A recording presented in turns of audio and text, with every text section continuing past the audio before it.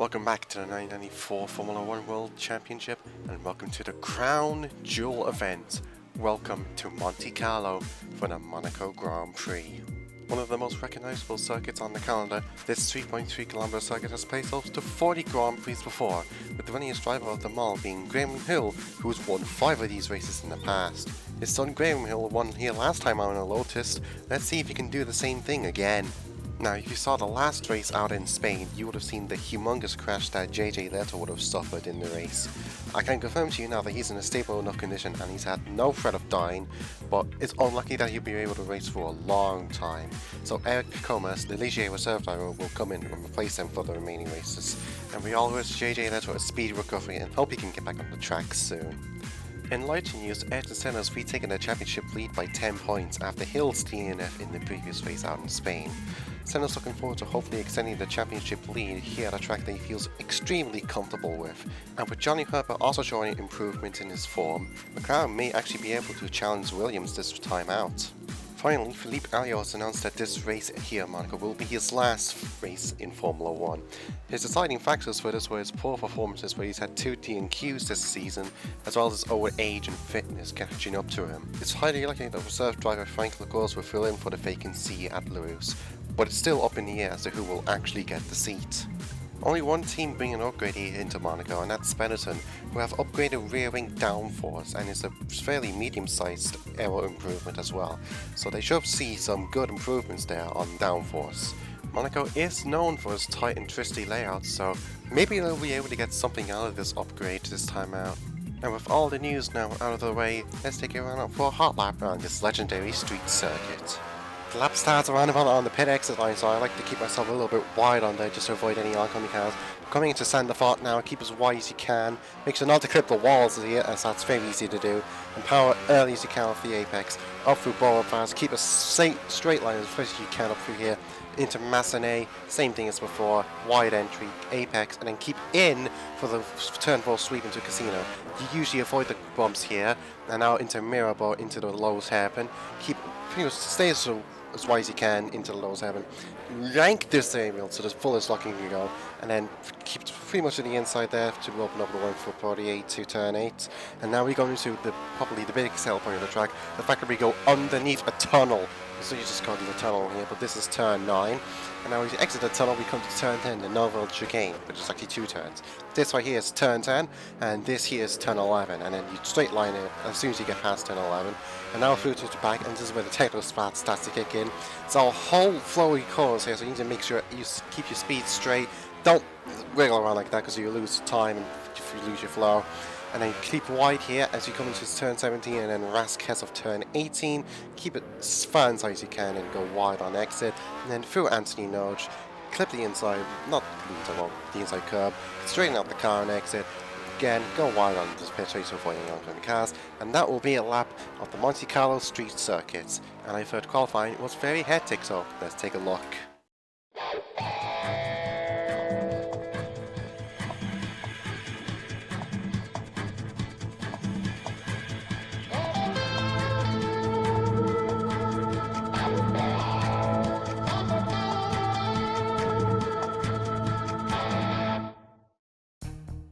We certainly had an interesting qualifying on Saturday, as for the first time this season, it is not a Williams front row lockout. Riccardo Patrese starts in pole position, but Ayrton Senna put in a brilliant lap to line up in position number 2. Behind him is his teammate Johnny Herbert in 3rd place, and then it's Martin Brundle once again gaining the edge over his teammate Schumacher in qualifying. They line up in 4th and 5th place respectively. John Alesi will line up behind Schumacher in 6th place, and behind him is his teammate Berger in 7th place. Olivier Panis managed to qualify in 8th place in the Ligier, and as a surprise 9th place is Damon Hill. He could not get the setup of his Williams correct for the life of him, and he only lines up in 9th place. And behind him is Mika Häkkinen. A good qualifying for him sees him in 10th place. The Ligier reserve driver Eric Comas lines up 11th, and behind him in 12th is Roberto Moreno. Rubens Barrichello managed a decent enough qualifying to line up 13th, and behind them is the 2 footwork drivers of Aguri Suzuki and Christian Fittipaldi, who's at the exact same time in qualifying. Jenny Morbidelli rounds out row 8 in 16th place, and then Pedro Lamy, a second off his teammate, will line up in 17th. Behind him, a really impressive showing from Jerry Booter will put his Peugeot in 18th place. Christophe Bouchou manages 19th in his first ever Monaco Grand Prix. Behind him is Marc Blundell in the first Tour Yamaha. Then it's Luca Badoa 21st, followed behind him is Yukio Katayama in 22nd place. Eric Bernard can only manage 23rd place in qualifying. A brilliant qualifying for David Coulthard makes him line up in 24th place. Philippe Aniel does indeed manage to qualify for his final Grand Prix, and Gilles de Ferran makes it a double Pacific qualification, which means that Karl Wendlinger in the Jordan is out, as well as the two Simtex of Ratzenberger and Verstappen, and Frentzen in the Sauber Ilmor. That was certainly a hectic qualifying session. Let's see if this race will be as chaotic as the qualifying session. The lights are coming on now, and the 1994 Monaco Grand Prix is underway. It's a good start from Ricardo Patrese. Senna may have to defend himself from Johnny Herbert as we go into third one.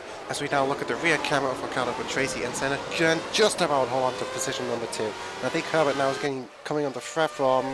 That's Madden Brundle now up to third place. And Madden Brundle now has jumped Johnny Herbert, but Johnny Herbert fights back up the inside up to turn 3 and will reclaim third place as Madden Brundle now drops back down to fourth place. Looking from the rear camera of Madden Brundle now. There's Michael Schumacher now going up the inside of John Lacey. Will he make the move stick? No, so the Benetons are 4th and 6th currently as we enter the lowest hairpin for the first time this race. And there's Mika Hakkinen now up the outside now of Damon Hill. He's not going to be able to make the move stick, but that was a very scary thought there from Damon Hill. He could have possibly ended up behind the Lotus of Mika Hakkinen, but for our sake, the other Williams of Ricardo Patrese currently leads here in the Monte-Carlo Grand Prix. Looking back on lap 1, there's a little bit of action there in the first turn we missed. We're running on board with Christophe Bouchou here. And he just clips the rear end of, I think that was Thierry Boutsen, and gets his front wheels up in the air. Likely no harm and no foul for the LaRousse driver. Lap 4 now, and Damon Hill is already caught up to the back of PH, which I believe is Olivier Panis. He's going to try and make a move here into the chicane here. He's going to dive up the inside, and I think that's going to be pretty easy. But a little bit of contact there. The Ligier still seems to be on the outside, but I think Damon Hill does indeed make the move stick, and now moves his way up into P8. Reminder, he started in 9th place, so he has a lot of positions to make up here, and he's not quite done just yet. As we're on lap 6 now, he goes up the inside of Gerhard Berger, and now Damon Hill moves himself up into P7. So Damon Hill is currently on a charge right now. On to the next lap of lap 7, and Ayrton Senna has already caught up to the back of Ricardo Patrese. Senna's done so well here in the past. Can he make the move stick now? He dives up the inside for the lead now. A little bit of contact maybe between the two, but it's all fair so far. Patrese has the inside. Can he hold on to it? No, he cannot. Ayrton Senna now takes the lead of the 1994 Monaco Grand Prix, and now he has to run away from the Williams of Ricardo Patrese. Here's a replay of it on board here. I said they made a little bit of contact up here. Did they actually? Yes, there was a little bit of contact there, but nothing you can really run the two drivers over. It was just clean, fair racing, and it was hard as you like. I mean, you find better words to describe the racing here, but that's how it is at Monaco. It's just clean, hard, and fair racing. Lap 9 now, we're looking at Michael Schumacher there. The Ferrari might have been slowing down a little bit behind him, I'm not sure who it is, as we look on the rear camera of Michael Schumacher, and yet there's a Ferrari slowing down there, and I think that's John Alesi. It is John Alesi, and John Alesi is out of the Monaco Grand Prix. And I'd love to say Mika Hakkinen showing what's going to come in the next few laps. These AI are a little bit weird, as we'll soon come to find out. Meanwhile, Damon Hill, he's still been on this charge. He moved up to P6 from Alesi's retirement, and now he's gone up to P5 as he passed Michael Schumacher. So brilliant move there from Damon Hill, moves him up another place. Lap 13, and that's an engine failure there for Marc Blundell, and you'll now see what I'm talking about with these AI being a little bit weird, because they don't really seem to pull off, and since there's no real way to pull off apart from coming up here, which Marc Blundell misses, he just stops on the track. This is going to be something you're going to see regularly, and I didn't get much chance to touch upon it, but yeah, this will happen a lot throughout the race, and if it ruins your immersion, then whatever. There's just a sacrifice that has to be made for clean Monaco racing, because otherwise you're just going to get wild stuff like that. Anyways, back on topic. Lap 15 now, and Damon Hill has caught up to the rear end of Martin Brundle here. He'll try and move for the inside again through turn 3. That seems to be his favourite overtaking opportunity, and once again he's made the move stick. So Damon Hill now up into 4th place right now as it stands right now, and he'll now try chasing, I believe, Johnny Herbert, who's up ahead on the road. Speaking of which, let's take a look at the order that drivers are currently on the track so that I don't get confused about where people are. So on lap 18, Senna leads from Tracy and Herbert makes it a double McLaren podium as it stands right now. Hill has actually climbed his way all the way up to 4th, so that he's gained 5 places in a span of just 18 laps. So that's a really good recovery drive from the British driver right now. Currently only 23 drivers are still out there on track. The only ones that have actually retired so far would have been Badoa, which would have been one of the few that we've seen on the screen. And then the 2 ones that we did see were Mark Blundell and John Alesi. So there's been a fairly few retirements so far for the Monaco Grand Prix, but Aguri Suzuki here will soon be adding another one to that list as he slows down exiting the swimming pool chicane. So that'll be our 4th retirement of the race. Aguri Suzuki, who decides the best place to park it on track, would be right at the chicane, and guess who's going to run into the back of him? Wait for it. No, it's not going to be Ario. It's not Ario, but it's Ayrton Senna who runs to the back of him. Give us a moment. 1 minute, 37 seconds later. And he's finally been freed from the wrath of Aguri Suzuki, and because of that, Ayrton Senna is now immediately being called back up by Riccardo Patrese, who I believe was several seconds behind him beforehand. So, well done Ayrton Senna, you've outdone yourself there. Lap 23 now, and Ayrton Senna is coming in for this first of actually 2 scheduled pit stops here at Monaco, so this will be an interesting strategy because I believe Patrese is going for a 1-stop. And as Ayrton Senna exits the pits, he nearly collects David Coulthard, who's gone a lap down by now. But Senna now rejoins in 5th place, and he now needs to make up all that time again. Here's Damon Hill now. He's up to 3rd place as it stands right now, so a couple more positions, and he might be in a conversation here for the race win today. But not if his engine has anything to say about it as well. So Damon Hill now has had an engine failure and is retiring from this race. And Yuki Kaliyama is going to push him all the way up to back, which is pretty impressive. And for good measure, Riccardo Patrese gets caught up in it and is now right behind Johnny Herbert. Well, that's the end of Damon Hill's race, nonetheless, so that's all you need to know. We're now on lap 32, and let's see if that incident between Patrese and, well, wasn't really an incident, but has an impact on the gap. Well, it's 23.2 seconds currently, the gap between Patrese and Senna, so I think Patrese can indeed do a pit stop and come out ahead of Ayrton Senna. But lap 38 now, we're going to put that theory to the test as this is the scheduled lap for Riccardo Patrese to pit in. So in he comes. Let's see if the gap is big enough for him to come out in the lead. Exiting the pits now, and there's no sign of McLaren anywhere. I think Riccardo Patrese has indeed jumped Ayrton Senna. Indeed he has. Ayrton Senna is currently 3rd place, but there's only a 6-second gap, so this race might not be over yet if Senna can indeed pass the Benetton in front of him and get closer to Riccardo Patrese.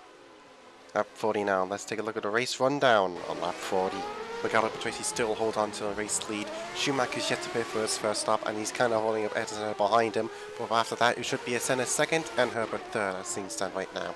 Only 18 cars are actually left out on track right now, so that's a huge decrease from the 23 we had previously. A couple of them were off camera, but the ones I knew that weren't off camera were the ones of Damon Hill and Aguri Suzuki, because they did pretty big impacts to the race itself. But apart from that, everything else has been going very much smoothly, which is kind of a shock for Monaco standards. Either way, lap 41 now, Schumacher will finally pull into the pits, and that will release Ayrton Senna into clear air, and most importantly, into 2nd place. So, let's see what Ayrton Senna can now do in the clean air. Schumacher will actually drop down to 5th place, as there goes Gerhard Berger now, going to take 4th place. Whereas now Michael Schumacher, I think he was there? Yep, he was. So he's just come out the pits now. He has a lot of work to do to get back up into the podium. Lap 45 now. Patrese up above the rear end of one of the Ligier drivers. I think that is Eric Comas. He might be actually scheduled to come into the pits here as we exit the Rascas corner. Indeed, Comas does pits, so Riccardo Patrese might have been held back there. As we look at the gap between the 2 drivers of Patrese and Senna, the gap's only 3 seconds, so Senna is catching at a rate of knots. And as the driver going, sorry there, who is it? Who is it? It's Katayama.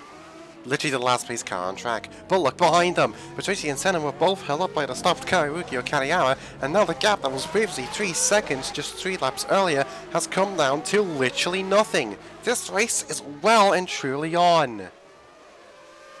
Lap 15 now, and Ayrton Senna is still all the way up on the rear of Riccardo Patrese. He needs to look for a move now. He's going to look for a move now up the inside, up through turn 3. He's going to get the move done, unlike earlier where she had to fight for it, and Ayrton Senna retakes the race lead of the Monaco Grand Prix. Now is he going to be able to get the power in between himself and Patrese? I think he will, and indeed he has. That could be vital in the battle between these two, but Patrese wastes no time in also going for the move of the inside opposer driver, and he also clears him in relatively short time. So there's still a little bit of a buffer between these two drivers, so this race still might not be entirely over. Meanwhile, earlier on in the lap, which you didn't get to see, Gilles de Ferran has suspension failure, I believe, tries to park it up there, fails, and will slowly crawl to the halt inside the Monaco tunnel. Although this does impact the race leaders by some margin, mainly Patrese, I'm not going to show you it because this clip is frankly too long and I just want it to end. There you go. Meanwhile, Gerhard Berger is up here in the Ferrari. I think he's still left in the points, but I think his engine might have just cut out there. And indeed it has, so both Ferraris are not finishing the Monaco Grand Prix. And honestly, this one's even more egregious because he lost his engine at turn 1, and he stopped at turn 5, so... Yeah, the lack of AI DNF lines is kind of wreaking havoc, but then again, you live for the chaos at Monaco, really, don't you? Anyways, race classification alert. Top 3 of Senna, Patrese and Herbert still remain the same. Notable standout performance there from Olivier Panis. He's currently sat in 6th place, and his teammate and replacement, well not replacement but reserve driver Eric Comas is currently in 7th place, so if one more driver retires in the top 5, Ligier could be on for a double points finish. Anyways, only 13 cars remain out on track. You saw the people who have retired. Some have shown, some have not, but either way, we are now into the last stages of the race. Lap 61 now. Schumacher is now working to close the gap to Herbert there. The gap is 9.6 seconds, 9.3 seconds actually, so he has a bit of a gap there between himself to make up over the last few laps. As Martin Brundle, the driver who is currently in 5th place, blows an engine and is out of the Monaco Grand Prix, which will give Eric Comas a point on this Ligier return in Formula 1. That is huge news, as Ayrton Senna still leads on lap 64. How far back is he to Patrese? It's not even close. It's like nearly half a sector. And it's going to get even bigger, as Riccardo Patrese now blows an engine as well. He's out of the running as well, and that will make it McLaren 1-2. Nothing else of note happened for the last 14 laps, so now we skip straight to the final lap, where Ayrton Senna is running the last couple of corners now, and I guarantee you'll be glad to see the checker flag of the Monaco Grand Prix once again. This will be his 4th Monaco Grand Prix win, equaling him with Alain Prost, and most importantly, his first since 1991. Ayrton Senna now crosses the line to take a commanding win at Monaco and extend the championship lead even further. Senna wins by 50 seconds over his teammate Johnny Herbert in the end. Their first 1-2 for McLaren since 1992 South Africa. Eric Comas does manage to get points on his return, 2 to be exact, so that's a good result for him. And Philippe Alliot finishes his final race in P9. David Coulthard was the final classified finisher, which I believe is Pacific's first actual finish in Formula 1. So congratulations to them. And commiserations to all the others who had to retire, and commiserations to those who did have to be held up by those who were in the process of retiring but didn't retire because they kept getting hit by other drivers.